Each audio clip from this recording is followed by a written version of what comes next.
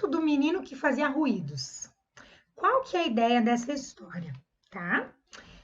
Seria um passo a passo, ela sugere um passo a passo, para que a história seja repetitiva, porém criativa, onde cada vez que essa história for repetida, mais sons, né, se adequem aí, se encaixem, se refinam. A gente vai refinando o nosso ouvido para ter sonoridades diferentes, ok? Então ela diz assim, ó. O professor narra a história pela primeira vez. Então, o primeiro passo é a gente contar a história. Você pode ilustrar as falas com desenhos que mostrem as cenas, com objetos, com personagens da história que as crianças ouvem, com fantoche, com os recursos que a gente falou aqui, né?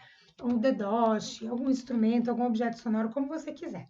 Eu trouxe umas cartinhas aqui que eu já mostrei esse material para vocês. Da Cinquê, é um material de apreciação musical, mas que tem cartinhas desenhadas, olha. E eu acabei selecionando para a gente usar, porque são as gravuras que eu tenho. De repente você vai ter outras gravuras aí, tá? E isso é o que vai falar na história, ó. Esses desenhos que tem aqui. Esse aqui vai ser o Maurício, que é o menino que fazia ruído. Essa aqui vai ser a mamãe do Maurício e aqui vai ser ela com sono, tá? Só para a gente ter mais ou menos aqui uma ideia. Claro que eu adaptei essas imagens, porque é algo que eu já tinha em casa, né? Para adaptar aqui dentro da história. Talvez você vai construir, vai fazer aí do seu jeito, né? Para sua contação de história. Olha o que ela diz aqui, então. Primeiro passo, narrar a história e mostrar aí alguns objetos sonoros, algum recurso, algumas imagens, o que você quiser. Então, eu vou narrar a história e vou mostrar minhas cartinhas aqui, tá? Era uma vez um menininho, um garotinho que se chamava Maurício. Ele era muito levado e adorava fazer barulho. Gostava tanto que todos os dias à tarde a sua mãe não conseguia fazer a sesta, aquele horário de ó. A mãe dele gostava de fazer a sesta. De manhã cedo ele levantava, quando ele escutava o sino da igreja, ele já levantava. Ele pegava o seu cavalinho de madeira e ia passar. Quando sua mãe ouvia ele lá com o cavalinho de madeira, ela dizia: Maurício! Psh! Porque ele ficava lá fazendo barulho, né? Então, ele ficava quietinho, porque no fundo ele era um menino muito gentil. O silêncio era tão grande que Maurício até podia escutar o som do relógio da cozinha. Olha que relógio, né? Quem tem um relógio desse em casa? Ninguém mais. Mas o Maurício tinha, né? O Maurício tinha. Ele conseguia escutar o som do relógio na cozinha, mas logo ele ficava com vontade de fazer barulho. Então ele ia procurar o seu vizinho para juntos jogar ping-pong. E era justamente, né, na hora, deixa eu já aqui, me perdi nos meus desenhos.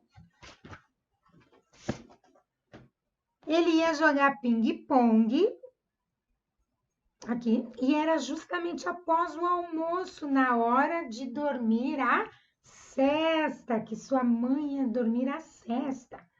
Então a mãe do Maurício gritava: Maurício! Psh! Maurício, daquele, tinha passado o dia inteiro brincando, era tarde, já estava cansado. Ele tomou o seu banho e foi se deitar. Ficou tão tranquilo que podia até ouvir o som da sua respiração ou o som do vento entre as árvores. E daí a gente mostra outra cartinha sonora aí, tá? Então, essa é a primeira contação, digamos assim, né? A primeira vez que você conta. Então, quando a gente conta pela primeira vez, você narra a história, deixa o aluno ali com personagens, com alguma coisa, né? Na segunda vez que você vai narrar a sua história, olha o que ela introduz aqui. Que daí você pode incentivar as crianças a produzir vocalmente os sons correspondentes do sino da igreja, do cavalinho de madeira, do silêncio, do relógio da cozinha, do jogo de ping-pong, o som da respiração, o som do vento, não é mesmo? Aí vai tendo aqui o momento onde a criança vai participar. Então, além de você mostrar as cartas, a criança vai fazer também os sons. Era uma vez um garotinho chamado Maurício. Ele era muito levado e adorava fazer barulho. Gostava tanto que todos os dias à tarde a sua mãe não conseguia fazer a cesta.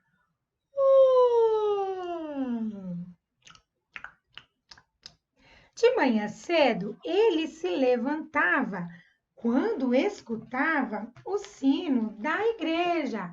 Tom, tom, tom, tom. Ele pegava o seu cavalinho de madeira e ia para a sala. Quando a sua mãe ouvia... Cadê a mãe?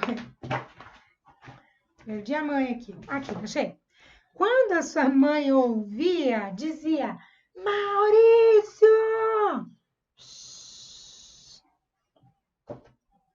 Então ele ficava quieto, porque no fundo ele era um menino gentil. O silêncio era tão grande que Maurício podia escutar o som do relógio na cozinha.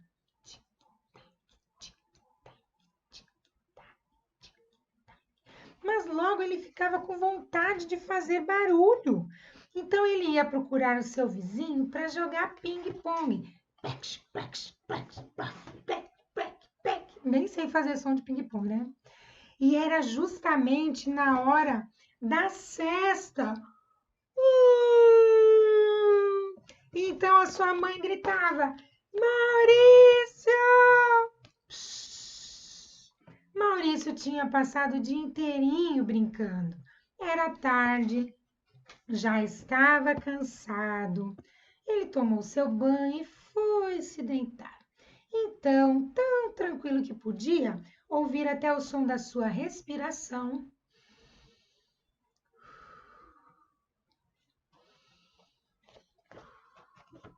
E do vento entre as árvores.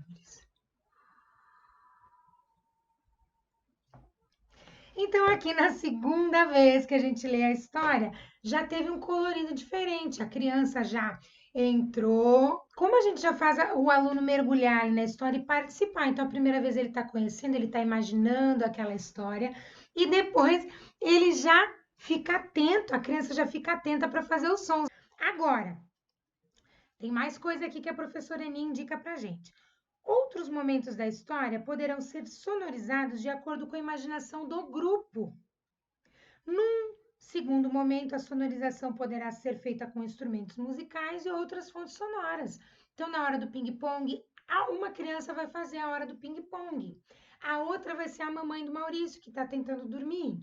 E daí você vai misturando a contação de história com a expressão corporal, com a sonorização, com o teatro, né? Com várias formas de expressão.